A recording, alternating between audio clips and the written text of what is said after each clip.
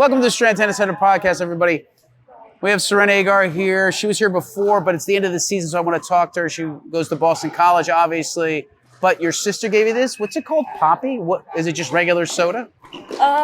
Yeah. You're drinking soda? It's an orange soda. See, like, what do you... It's like for your bio. Yeah. That's ridiculous. It's really good, though. You know what? So This is like marketing, George. This is great. So they basically want people to drink soda again. So they're like, it's a microbiome thing.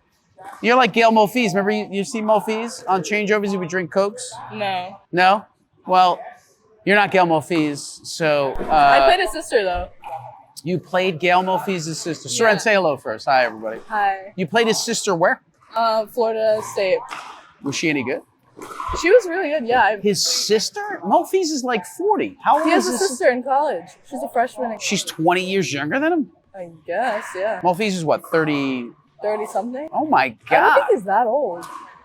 Well, we're going to look this up right now, George, live while you drink your promoted drink. Tell everybody, how much you getting paid for that? What? How much you getting paid for that? Nothing. Nothing? You're not getting paid anything for it. I don't buy it because you were like, I have to put it on camera. It's got to be on. I was joking. Okay. Of course, my signal's no good. But, so, here we go. Let's see. Let's see how old Monfils is. I mean, everybody can look it up, but... okay, so anyways, how did the season end up? Give me a little overview. I think as a team, we could have done better. But individually wise, like, I did really well in the season. So you can be honest. What do you care more about? Both. I think his... Equal? No, I mean, we got to Not be honest, equally, right? maybe I You're sure care- you want to do a little better yourself, right? Yeah, of course. I mean, I think everyone's like that. But I don't know. I did really good this season. Played number 2 doubles, number 6 singles, and I had a winning record. I don't know what my record was, though. I always love that. No one knows their record. I used to know my record like crazy. The thing is, I didn't want to like let that like get to my head by focusing on that too much. So Yeah. give me the most difficult thing of the season. Give me the most rewarding thing, or are they the same? The most difficult thing in season? Probably the training. I think like compared to the fall, like it's so much lighter. But during season, like we're training so much more. And then on top of that, we have schoolwork and then traveling. So it's just like, I don't know, it's a lot, but I manage. I felt like when I was in season and all that stuff, I was a lot more focused and I got a lot more done. I found that I was injured one semester and I didn't do anything and I had terrible grades. Don't you feel like the focus helps you? For tennis? Or, For everything. I mean, like, I think my grades slipped a little bit during season. I could say, like, it was harder to focus in school. It was. I mean, because you're traveling so much and, like, it's hard to, like, focus so much on tennis and, you know, competing. And then, on the other hand, do well in school. Okay. So it was a lot. But. So do you find yourself saying, all right, I'll do this differently next time? Or do you find anything saying, all right, maybe I should have... I mean, you could be straight. Did you go out too much? Or did you still try to be social? Or I mean, I think I have a problem with saying no. So, like, if my friends want to do something, I'll be like, yeah, like, I'm down. But, like, I have, like, an assignment due that night. And then I'll be like, oh, shit, like, I need to do this. So the key to success, and you don't know who this person is. You know who Charlie Munger is? No. No. Okay. Charlie Munger was, and it sounds crazy, and we're talking tennis. Charlie Munger was Warren Buffett's partner at Berkshire Hathaway. It's one of the most successful, probably, companies in the world. But you have to enjoy delaying gratification. And you have to understand that it has to be the season of no. Saying no is really important, and delaying gratification, getting to enjoy delaying gratification is key. So I'm going to say no to all these parties because in the long term, it's going to make me successful. They always say easy choice is hard life, hard choice is easy life. Yeah. So the hard choice is to say no. But then your life is a lot better in the long run. Sacrificing. Everybody never, I know it's easy to say, right? Everybody knows, this is the thing. Everybody knows the right thing. It's just goddamn hard to do. Yeah. The game plan is easy. The discipline is hard. everybody, right? Practice every day, save 20% of your income and put it away. And everybody, but I want to live today and I'm going to die tomorrow. And everybody's like, this crap. So how many times do you think if you say no more, do you think it's going to make a difference? Like, you got to be honest. Like, do you think it's going to make a difference? Do you want to be a professional athlete? Do you think if you say no 10 more times, you will be, or you think it's such a higher level that you won't? What's your belief system right now? I mean, I think it depends on the situation.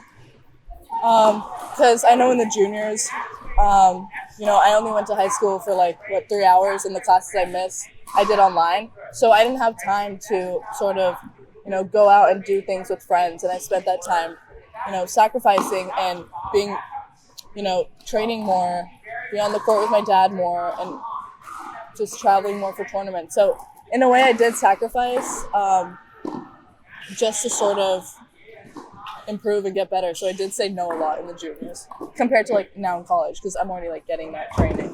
No, I appreciate that, but what I'm saying is that wasn't really the question I asked, but it's good though. It's good. I appreciate the feedback.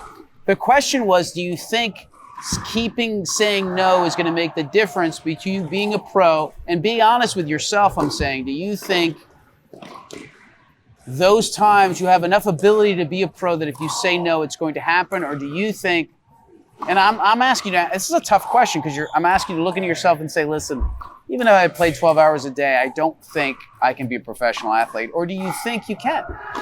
I think I can. Okay. I mean, it takes a lot of hard work and dedication, but it's doable. So then say the no's.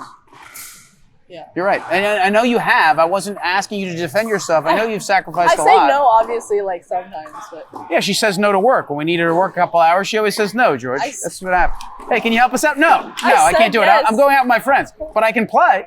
Yeah. This is the way it is. No, but as I said, no.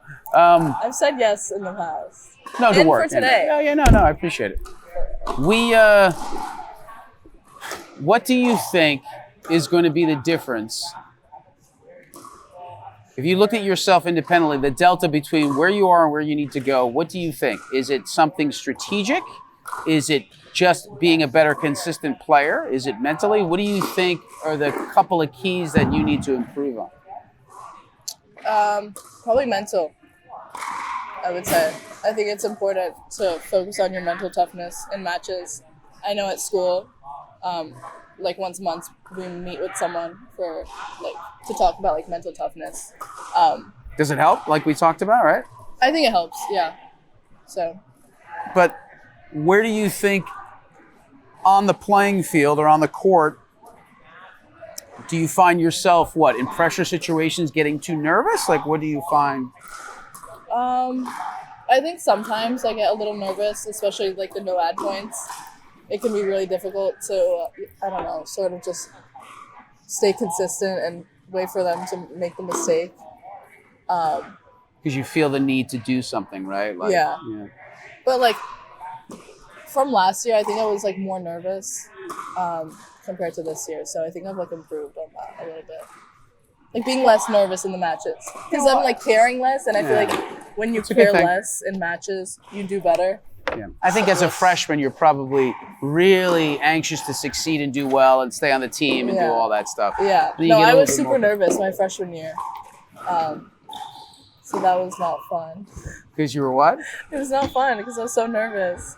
Because you put all this internal pressure on yourself? I was very nervous. So it's a good, it's good for everybody to listen to. Being nervous, like the book we talked about, The Confident Mind, you're going to be nervous. It's a natural feeling. It's just how you handle the nerve. You can't expect not to be nervous. Again, everybody else out there is just as nervous as you. They just don't, they choke 20% less. That's all it is. Yeah. So is there any, I'm interested in this mental toughness coach. Is there anything that they've said, any tools that have been useful? Can you remember anything? I'm curious. No. You don't? See, that's interesting. That's an interesting... Not really. It's all right. Follow me. Keep going. It's all right. That's all right. We can keep this live, George. I love it live. It's great. So if you mentally don't remember anything, how do you think it helps? Just talking to someone, releasing the stress? Talking to someone, talking about tennis in general, really stress for me. Okay, it's just kind of just having a sounding board to talk to. That's not on the team, it's not the coach where you don't feel... Yeah. So you just like, I had a friend that said, I don't have any friends. I work all the time. I paid for a friend. I got a psychiatrist or a mental coach. I'm not telling you it's a psychiatrist. I'm just saying. So mentally, someone to talk to help me release those thoughts. Yeah. So maybe that just helps. Yeah, no, it does. Well, like, shouldn't even want to talk about how many people have psychologists and coaches? Every team does. Yeah. See, everybody does. Yeah. But every basketball team, football team, they all have. We talked to Sergey Brenlin here with the Devils. All they did was talk to therapists all the time. It's a lot of pressure. Yeah. So what's your goal for next year? What do you think you want to do? I'd like to play higher in the lineup, hopefully, for singles. I think that's because I did really good in singles this season, but I think I could definitely play higher in the lineup just because of some of the matches were definitely a little less challenging being lower in the lineup. Did you find it was a little easy at A 5 or bit, 6? Yeah. A little bit. Okay. And I think, I don't know. So what's the average UTR of what's your one's UTR? She was like a 10, maybe like a flat 10. You've been a 10? Yeah. Did you play her? How did that go against? I played her, yeah. Did you have challenges against her or no? I played her last year. We played like a set and I won. But yeah. Okay. I don't think, So do you think it's more just, is she older?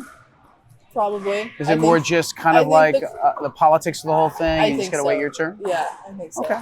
So hopefully in the fall and spring for next year I can play higher in the lineup. And as a team, where do you think Boston College is going to fit in the ACC? Obviously, you're dealing with one of the best conferences in the country. Yeah. I mean, is it still going to be UNC, NC State, Wake Forest, and all those teams at the top? No, definitely. Okay. I mean, my freshman year, we beat Wake Forest. That was really good. That's awesome.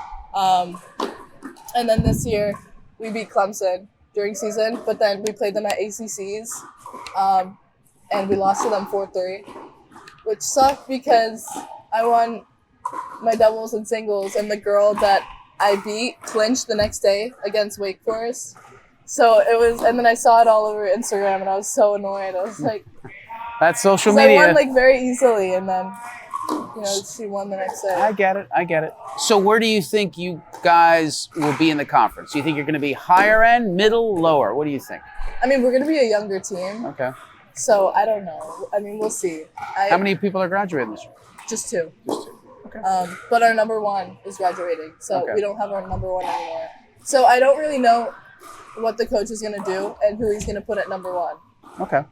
Because, I mean, I don't think it's smart to obviously put the freshmen, any of the freshmen in at number 1, just because they're sort of adjusting. You gotta get acclimatized to the situation. But I don't know. Maybe it could be me.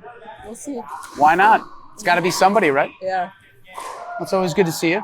Yeah, nice to see you. Hopefully you have a good summer. Good luck. What are you doing? How many tournaments are you playing over the summer? We'll see. I'm gonna sign up for some WTA tournaments. Nice. But I don't know. Probably in July, I think.